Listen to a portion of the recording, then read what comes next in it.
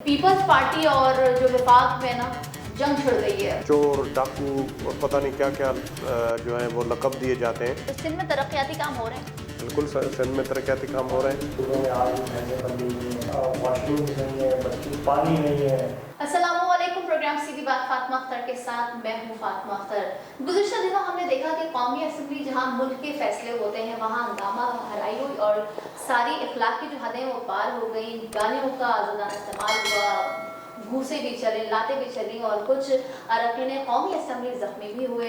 जिसके बाद हमने देखा कि आज भी तकरीर हुई और अपोजिशन जो है इस पर शोर मचा रही है। दूसरी जानिब हम ये भी देख रहे हैं कि सिंध हुकूमत और वफाकी हुकूमत में जो है वो इल्ज़ामात की सियासत का आगाज़ हो चुका है।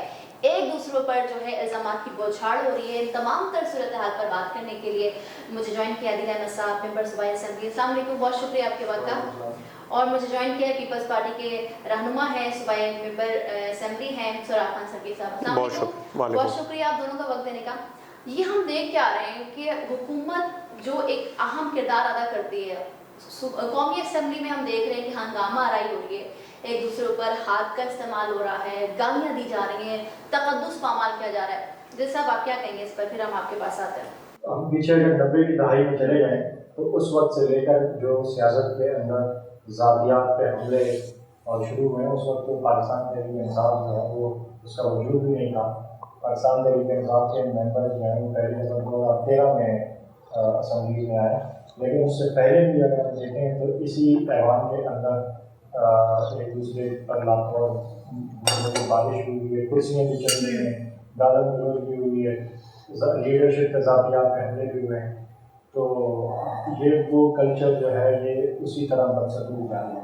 मेरे जो कहने का मकसद है कि चाहे किसी भी जमात की तरफ से, चाहे हुकूमती जमात की तरफ से हो, चाहे अपोजिशन की तरफ से हो, चाहे कौमी असम्बली हो, चाहे सूबाई असम्बली हो, सेनेट हो, सिंध असम्बली हो, जो भी ये करे मेरे ख्याल से गलत है। और इसको रोकने के लिए हर जमात को अपना किरदार अदा करना चाहिए। ठीक है सुराग साहब, हमने अदल साहब की बात सुनी, ये माजी से चलता तो आ रहा है, मगर आपको नहीं लगता कि पीटीआई की हुकूमत जब से आई तो असेंबली में शोर शराबा ज़्यादा होने लगा है? अगर हम जब खान साहब ने धरना दिया था उस वक्त की बात कर लें तो उस वक्त भी पार्लियामेंट पे हमले हुए, दीगर वाक़यात हुए और तकद्दुस पामाल किया गया। आदिल साहब ने खुद ये कहा कि नहीं होना चाहिए, अच्छी बात है, मुझे पसंद आई और उन्होंने इसको कंडेम किया। और अब ये देखना है कि ये जो हरकत की कहाँ से हुई और किस किस ने जो अपना एक राइट है एहतजाज करने का उससे तजावुज़ किया, गालम गलोच की। मेरे ख्याल में उन लोगों को एक्सपोज किया जाए। और बिल्कुल ये तो हम देख रहे हैं असेंबलीज़ के अंदर पहले ये होता था, आप में जब हम छोटे होते थे कोई असेंबली का मेंबर होता था या इवन कोई मिनिस्टर होता था, आप यकीन करें कि लोग जो है उनको देखने के लिए तरसते थे और ये समझते थे कि ये हमारे इलेक्टेड रिप्रेजेंटेटिव हैं और ये जो बात करते हैं वो ज़ाहिर है वो एक ऐसी फोरम है, अगर उसको देखा जाए वो ये फोरम है जो आज पूरा निज़ाम चल रहा है। मिसाल के तौर पर ये लॉ मेकर्स हैं, कानून बनाने वाले। मगर जब लॉ मेकर्स ही ऐसे होंगे, गालियां जिस तरह से हमने सुनी, अफसोस देखें, वीडियो वायरल हुई असेंबली की, तो क्या वो काबिल बर्दाश्त है? बिल्कुल काबिल बर्दाश्त नहीं है और ये नहीं होना चाहिए। और जो भी महज़ब जो मतलब ख़ास तौर पर जो इस बात को समझते हैं वो इसको कंडेम भी कर रहे हैं।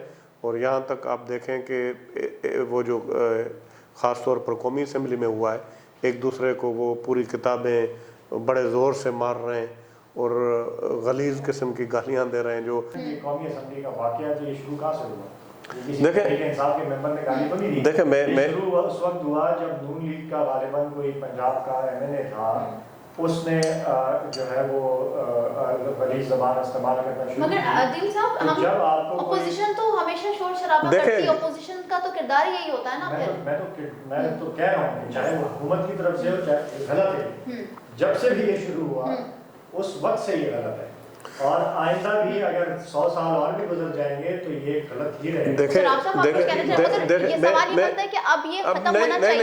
मैं आपको बताता हूँ सबसे पहले आपको पता है कि अब अल्लाह, जैसे इन्होंने कहा शहीद जुल्फ़िकार अली भुट्टो ने जिस कॉन्टेस्ट में कहा, उसमें हमारी फ़ौजों वो हिंदुस्तान से मिल गए थे और उनके जज्बाती थे लोग और पूरा पाकिस्तान टूटा था। तो वो उस कॉन्टेस्ट में उन्होंने कहा उस टाइम पे पता नहीं क्या जज्बात थे, आप उसका तस्वर भी नहीं कर सकते हैं। आपने शहीद जुल्फ़िकार अली भुट्टो के लिए कहा। बाकी ये है कि अभी आप रिसेंटली आपकी इनकी जो है इंफॉर्मेशन पंजाब की, उनका आपने देखा रवैया, जो उनका रवैया था और जो जिस तरह से वो गालियां दे रही थी, जिस तरह से वो थप्पड़ मार रही थी एक कौमी असेंबली के मेंबर को। और अब ईमानदारी की बात बताता हूँ कि हमें खुद ये पहले आकर सोचना पड़ता है कि यार कौन बैठा हुआ है, इसके साथ बैठना चाहिए या नहीं बैठना चाहिए। हो सकता है जज्बात में आकर कोई इस तरह की हरकत कर दे, तो पूरी ज़िंदगी पर ये चलता रहता है।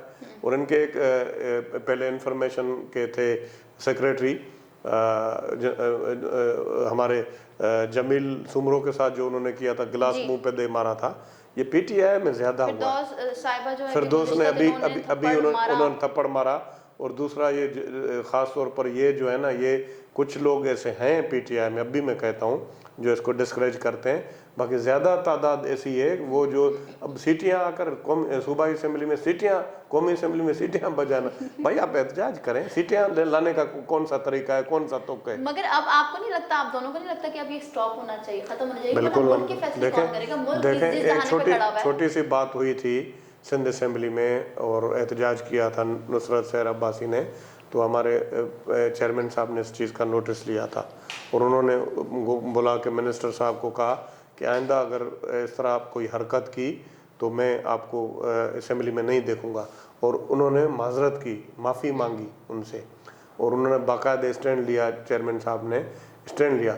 अब ये जो पार्टी के सरबराह हैं, जिनके पार्टी के, हमें तो फ्रेंकली स्पीकिंग ईमानदारी बताता हूँ, तो हमें तो ये जब भी क़यादत के साथ बैठते हैं तो ये कहते हैं कि भाई अपना मौक़िफ़ रखें, जो आप काम कर रहे हैं वो करें, बदतमीज़ी नहीं करें, बद अखलाक़ी नहीं करें।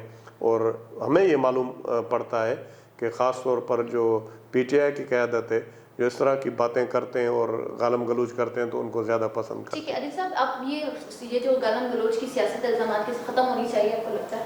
मैं तो ये शुरू में ओपनिंग रिमार्क्स ही मैंने यही किए थे कि खत्म होना चाहिए, ये इस someone has to put an end to this. ये चीज़ जो है ये हमारी एक्सेप्टेबल नहीं है। बड़ी अच्छी बात की हमारे सीनियर मेंबर हैं पार्लियामेंट के, सोनाम साहब के, जो पीपल्स पार्टी की लीडरशिप है, खासतौर पर बिलावल जरदारी साहब वो इस तरह के रवैये को वो करते हैं। तो मेरे ख्याल से मेरी उनसे भी गुजारिश है कि वो भी जब नेशनल असेंबली में तकरीर करें तो वो भी अल्फाज का चुनाव बेहतर अंदाज में किया करें। समटाइम्स तो फिर आपको पता है एग्रेशन होती है दोनों तरफ से, तो चल जाती है ज़बान, तो फिर चलती है ना। मुल्क के वज़ीर आज़म सिलेक्टेड कहना, कोई गाली तो नहीं दी है अभी तक। देखिए सर, अब तो 2.5 साल से ज़्यादा अरसा हो गया, अब तो सिलेक्टेड नहीं, आवाम ने किया था, अब एक्सेप्ट भी कर रही है। मैं तकरीर सुन रहा, बड़ी मुझे बड़ा अफसोस हुआ कि जिस तरह से बिलावल साहब तकरीर कर रहे थे और उसमें वो मुल्क के वज़ीर आज़म के लिए बेगैरत का लफ्ज़ इस्तेमाल कर रहे थे। तो this is also not acceptable at any level पर। तो वो उनको वो अपनी बिल्कुल अच्छा है, वो अपने मेंबर्स को तनकीद करते हैं, वो ताकीद करते हैं, तमीज़ होता। असल में जब आप अपने अल्फाज में भी जो है, जब वो असल में बात ये है ना कि जब अदिल भाई एक शेर पे नहीं अदिल भाई मेरी बात सुने, एक्चुअली वो जज्बाती हो गए, कुछ औरतों को गिरफ्तार किया और ख़ास तौर पर मेरे ख्याल में पीटीआई मरियम नवाज़ को, तो उस वजह से उन्होंने जज्बात में आकर ये बात की। और हाँ बस वो ठीक है, जाहिर सी बात है, हम फिर मैं कहूँगा कि आप ही अपनी अदाओं पे ज़रा गौर करें। नहीं बिल्कुल आप सही कह रहे हैं, हमें भी गौर करना चाहिए, अगर कोई इस तरह की बात है बिल्कुल वो उसको भी सही करना चाहिए। ठीक है, अच्छा चले आगे बढ़ते हैं। हमने देखिए ये चीज़ तो गलत होती है और जाहिर सी बात है, मुल्क की जो आला क़यादत है वो आवाम चुनती है और वो वहाँ पर बैठते हैं और मुल्क के फैसले होते हैं, कानून बनते हैं, कानून साजी होती है और मुक़द्दस इदारे हैं ये मुल्क के, जहाँ पर जो हम पूरी दुनिया में हम इससे रिप्रेजेंट हो रहे थे। आगे चलते हैं, सर हम ये देख रहे हैं कि पीपल्स पार्टी और जो वफाक में ना जंग छिड़ गई है।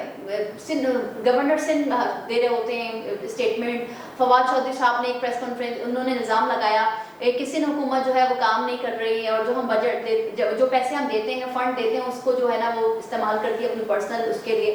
सराफ साहब मैं पहले आपकी तरफ आऊँगी, क्या हो रहा है, ये चल के आ रहा है, पानी पर मसला हो रहा है, बजट पर मसला हो रहा है। ये शिकायत है कि हमें चोर, डाकू और पता नहीं क्या क्या जो है वो लक़ब दिए जाते हैं, उसके बावजूद हम समझते हैं कि फेडरेशन में इमरान खान प्राइम मिनिस्टर है और हम उसके साथ काम, हमारी हुकूमत है, हम उनके साथ काम करना होगा।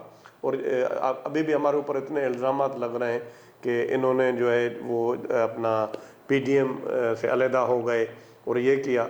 हमने तो यही बात की थी ना कि आप सिस्टम के साथ चलें और सिस्टम को रीडेल नहीं होने दें, वो ख़त्म, सिस्टम को नहीं तोड़ें।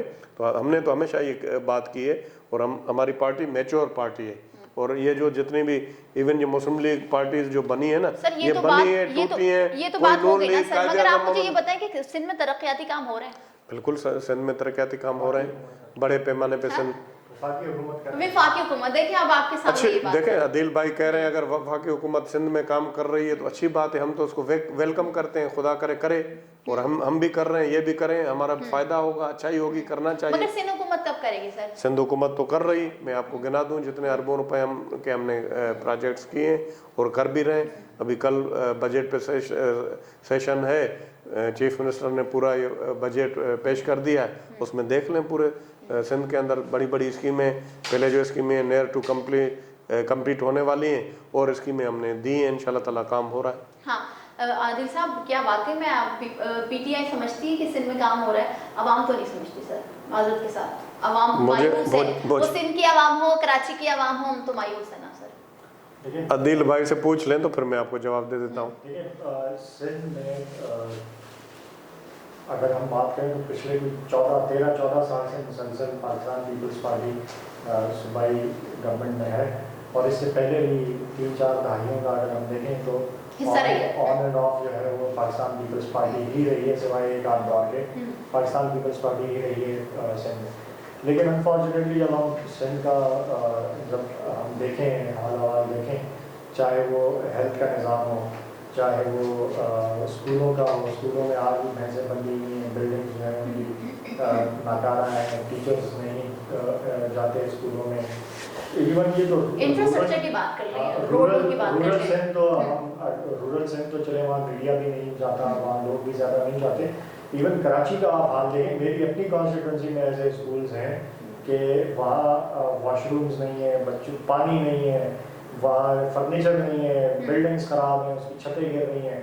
तो ये कराची जैसे शहर में भी स्कूलों का ये हाल है। सुराग साहब कह रहे हैं, बार-बार वो इशारा कह रहे नहीं हुआ, ऐसा कुछ भी नहीं है। बिल्कुल मैं आपको बताऊं, मैं आपको चैलेंज करता हूं, आदिल भाई बैठे हैं, पूरे पाकिस्तान के अंदर अगर हेल्थ का निज़ाम है पूरे पाकिस्तान में, मैं खुद इस वक्त स्टैंडिंग कमेटी हेल्थ का चेयरमैन हूँ, पूरे पाकिस्तान में सबसे अच्छा निज़ाम जो है दूसरे सूबों से कंपेयर, मैं पूरी दुनिया की बात नहीं करता हूँ, मैं आपको चंद मिसाल मेरी जगह दिखा दें, अभी दिखा देता हूँ, अभी दिखा दें जहाँ पर हेल्थ का निज़ाम अभी दिखा देता हूँ पूरे। आप सिविल हॉस्पिटल चले जाएं, आप दूसरे हॉस्पिटल सरकारी हॉस्पिटल जाएं। मेरी बात तो सुने ना सर, आप कैसी बातें कर रहे हैं? आप भी जो अपोजिशन में जो मतलब लोग कर रहे हैं प्रोपेगेंडा, आप भी। मैं प्रोपेगेंडा नहीं कर रही हूँ, मैं सच, मैं आवाम की बात कर रही हूँ, मैंने सच देखा। मेरी बात तो सुने ना, अब आप गिम्स देख लें, पूरे पाकिस्तान में लिवर ट्रांसप्लांट नहीं होता है। एक छोटा सा कस्बा है हमारा गंबट में, वहां पर लिवर ट्रांसप्लांट हो रहा है।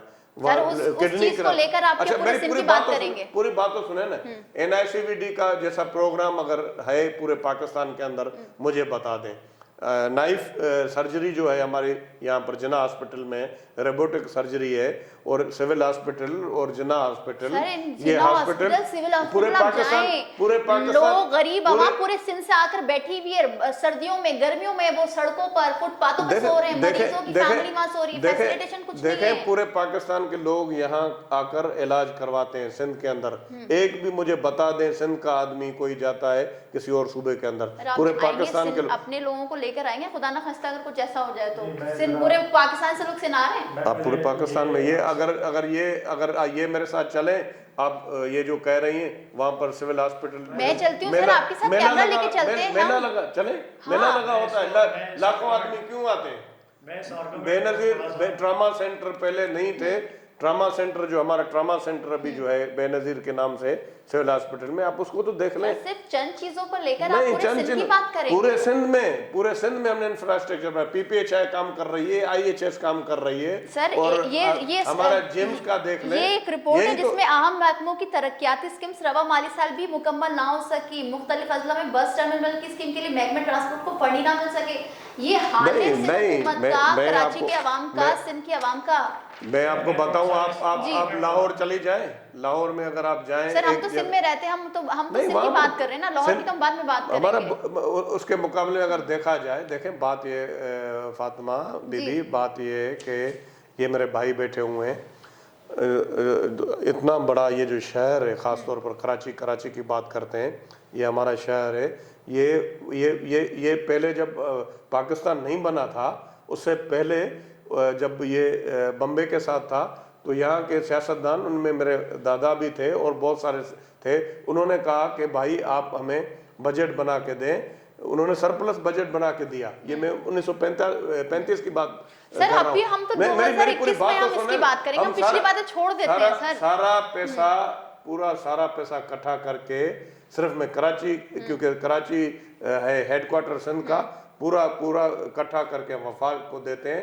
80% 75% पैसा हम देते हैं, उसके जवाब में हमें कितना मिलता है। ठीक है आदिल साहब, आप कंक्लूजन करें। और मैं ये जानना चाहूंगी कि जो पिछले अनाउंसमेंट हुए खान साहब की जानिब से, वज़ीर आज़म है मुल्क के, उन्होंने अनाउंस किया कराची के लिए और सिंध के लिए, वो पीपल्स पार्टी कहती है वो मिले नहीं, वो कहाँ कब मिलेंगे, कब इस्तेमाल करेंगे, कब कराची का इंफ्रास्ट्रक्चर या सिंध का इंफ्रास्ट्रक्चर ठीक होगा? बड़ा अहम सवाल ये मैं इसको एक्सप्लेन करना चाहूँगा। उससे पहले मैं पार्लियामेंट जो पाकिस्तान पीपल्स पार्टी का है कि पूरे पाकिस्तान से कराची में लोग आते हैं इलाज करने। बिल्कुल, कराची में इलाज करने के लिए नहीं आते, कराची में लोग रोजगार करने के लिए भी आते हैं। रोजगार के लिए बिल्कुल सर, रोजगार के लिए आते हैं। मैं कहता हूँ रोजगार के लोग जो हैं वो हाँ, कराची में रोजगार के लिए आते हैं। कराची एक मिनी पाकिस्तान इसीलिए कहलाता है कि हर तबके के, हर कल्चर के लोग यहाँ पर बिल्कुल आते हैं। ऐसी बात है कि यहाँ रोजगार के लिए कोई आएगा तो उसका लोड जो है वो हॉस्पिटल में भी पड़ेगा, स्कूलों में भी पड़ेगा, दूसरी चीज़ों में भी पड़ेगा।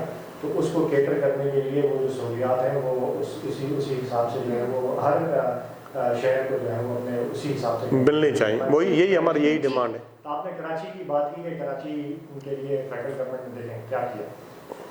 मैं ये समझता हूँ, ये मैं कोई मुबालगा आराई नहीं कर रहा, ना मैं कोई एग्जैजरेट करके बता रहा हूँ, लेकिन इस वक्त जो फेडरल गवर्नमेंट सूबा सिंध के अंदर मुख्तलिफ काम कर रही है, सूबा सिंध को जो मुख्तलिफ स्कीम्स दे रहे हैं या जो यहाँ पे पैकेज दिए हैं, वो पाकिस्तान की तारीख में पहले कभी ऐसी मगर सर मिले नहीं ना अभी तक। सिंध हुकूमत कहती है जो अनाउंसमेंट होती है वो सिर्फ अनाउंसमेंट, ऐलान पे ऐलान होते हैं, कुछ नहीं होता। मैं आपको ये नहीं कह रहा कि जो अनाउंस किए हैं, मैं ये कह रहा हूँ कि जो काम हो रहे हैं वो पाकिस्तान में पहले कभी इस तरह नहीं हुआ कि वफाक में किसी और पार्टी की हुकूमत हो, सिंध में किसी और की हो, वफाक उसके बावजूद सिंध में काम करे। वो अपने बजट से, विफाक अपने बजट से करवा ली सिंध में जो काम करवा रही है। ऐसा कभी पहले नहीं हुआ, जो पहली मरतबा और मैं आपको गिनवा देता हूँ। क्या जो 1100 अरब रुपए के पैकेज की बात की जाती है, उसमें से वो federal government and provincial government का मुश्तरका एक पैकेज था, जिसमें से भी अराउंड 700 बिलियन फेडरल गवर्नमेंट ने करने थे और 500 बिलियन जो है प्रोविंशियल गवर्नमेंट ने करने थे।